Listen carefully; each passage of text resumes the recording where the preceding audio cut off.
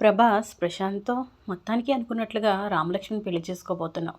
మమ్మల్ని మర్చిపోకుండా పార్టీ కూడా ఇస్తున్నావు. అయితే ఈరోజు జాగారమే, మనకే తెలియకుండా పడిపోయే వరకు తాగాలి అంటాడు ప్రభాస్. తర్వాత కంగ్రాట్స్ అని చెప్తాడు ప్రభాస్ ఫ్రెండ్. త్వరలో రామలక్ష్మి నీ భార్య కాబోతుంది అని అంటాడు. త్వరలో కాదురా, ఈ శనివారం గుడిలో మా పెళ్ళి అని ప్రశాంత్ చెప్తాడు.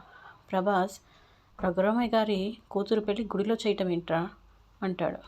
ఊరందరినీ పిలిచి హడావిడి చేయాలి కదా అంటాడు. ప్రశాంత్, నాకు అలాగే చేసుకోవాలనుందిరా, కానీ ఈ మధ్య జరిగిన గొడవలకి ఎవరూ వద్దు, గుడిలో పెళ్లి చేద్దామని మా మామయ్య అన్నారా అంటాడు. అందరినీ పిలిచి పెళ్లి చేస్తే కూతురు విషయం ఎక్కడ బయటపడుతుందో అని చాటుగా పెళ్లి చేస్తున్నారన్నమాట. దొరికాడురా మీ మామ. మీ మామ చెప్పకపోయినా నేనే ఊరంతా చెప్తాను. వద్దురా, అలా చేయకుండా పెళ్ళి ఆగిపోతుందిరా అంటాడు ప్రశాంత్. అప్పుడు ప్రభాస్ ఫ్రెండ్, పెళ్ళి ఆగే సమస్య లేదు, జరిగింది తెలిస్తే జనం ఏమనుకుంటారో అని భయపడి మీ మామ నిన్ను కాదని వేరొకరికి ఇచ్చి పెళ్లి చేయడు, చెయ్యనుగాక చెయ్యడు అంటాడు ప్రశాంత్ ఫ్రెండ్. ఏదో ఒకటి చేసి పెళ్ళి ఆగకుండా చేద్దామంటాడు.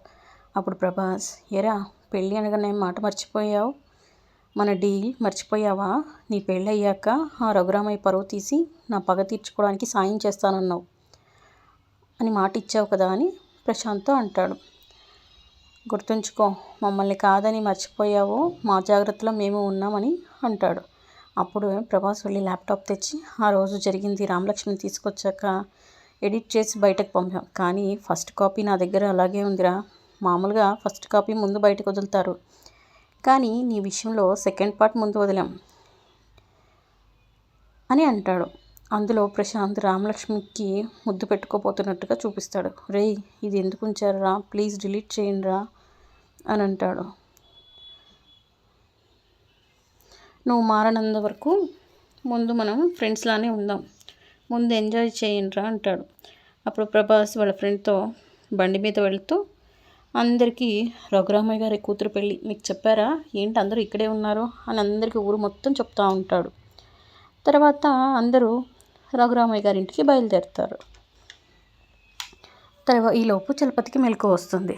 నీ కూతురు మా నాన్న ఫోటో చూపించి నన్ను బెదిరిస్తుంది.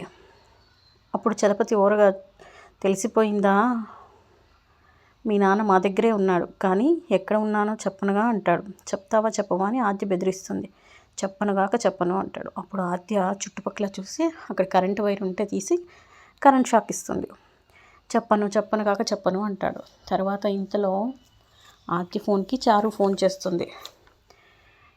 ఫోన్ చేసి, ఇదిగో మీ నాన్న చూస్తానన్నావుగా, చూడు అని ఫోటో చూపిస్తుంది. మీ నాన్న వదిలేస్తే మా నాన్న వదిలేస్తానన్నావు కదా అంటుంది. ఆద్య చారు, నా డీల్ ప్రకారం నన్ను శ్రీనుభావన్ నువ్వు కలిపితే మీ నాన్నని వదిలేస్తాను అంటుంది.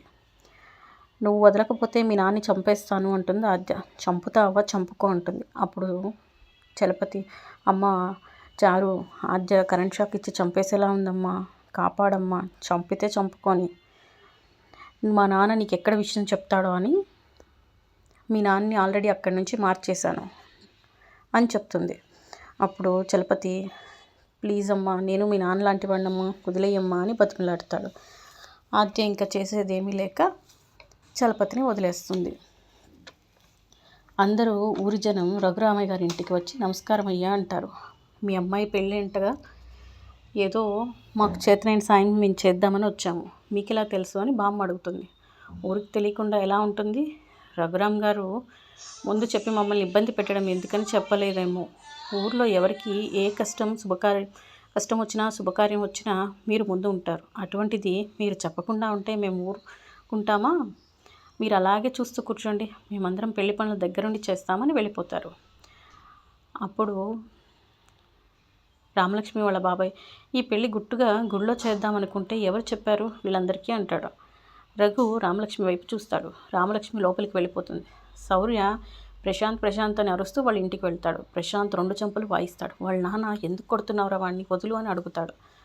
అప్పుడు శౌర్య, ప్రశాంత్ వీళ్ళ పెళ్ళి గుడిలో జరుగుతుందని వీడు ఊరంతా ప్రసారం చేశాడు. ఊరి జనం మీ అమ్మాయి పెళ్ళి దగ్గరుండి చేర్పిస్తామని రఘురామయ్య గారి దగ్గరికి వెళ్ళారు.